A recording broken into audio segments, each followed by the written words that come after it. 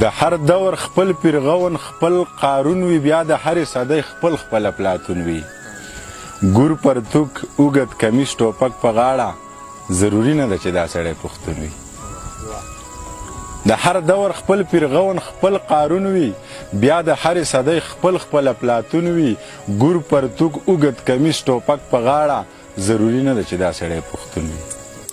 ډاډه راوغږېږه یاره په زړه زنګ مه پرېږده ډاډه راوغږېږه یاره په زړه زنګ مه پرېږده زه سترګې نه بدلوم خو ته دې دا خپل رنګ مه پرېږده تر دروازې ورسره لاړ شه د لاټین په رڼا په توره شپه داسې یوازې خپل ملنګ مه پرېږده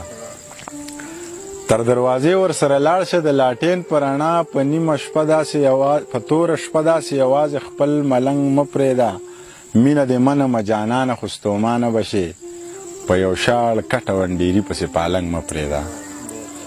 مینه دې منمه جانانه خو ستومانه به شې په یو شاړ کټه ونډیري پسې پالنګ مه پرېږده چې نصیحت در باندې بد لګي جو غلي ښیو ستا د قرآن ستا د قسم ووایي چې بنګ مه پرېږده ټکور له پکارېږم کانګار ولې نه یم ټکور له پکارېږم کانګار ولې نه یم چې زه د کار سړی د چا په کار ولې نه یم او چې تا زما دپاره سرو لمبو ته ځان نیولی نو زه به د جانانه تابعدار ولې نه یم چې تا زما دپاره سرو لمبو ته ځان نیولی نو زه به د جانانه تابعدار ولې نه یم تا غږ وکړو زه راغلم حاضر یم صاحبه ته حکم کوه جي جناب وزګار ولې نه یم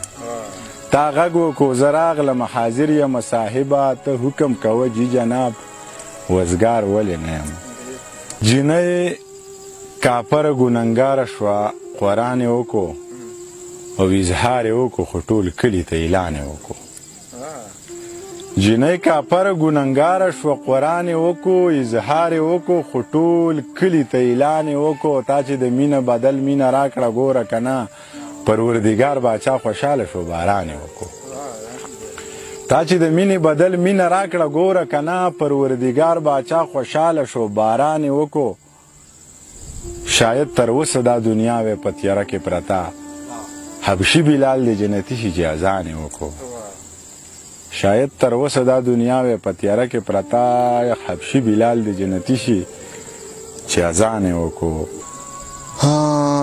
چا جام په لاس د میخانې سره تصویر ویستی دی چا جام په لاس د میخانې سره تصویر ویستی دی چا په احرام کې د کعبې سره تصویر ویستی دی ګنهګار دواړه دي خو دغه سړی ډېر ګنهګار چا چې د پاک نبي روضې سره تصویر ویستی دی خوا کې یې لیک دي چې دا تا سره خوند نه کوي چا یو پښتون له د بستې سره تصویر ویستی دی خوا کې یې لیک دي چې دا تا سره خوند نه کوي چا یو پښتون له د بستې سره تصویر ویستی دی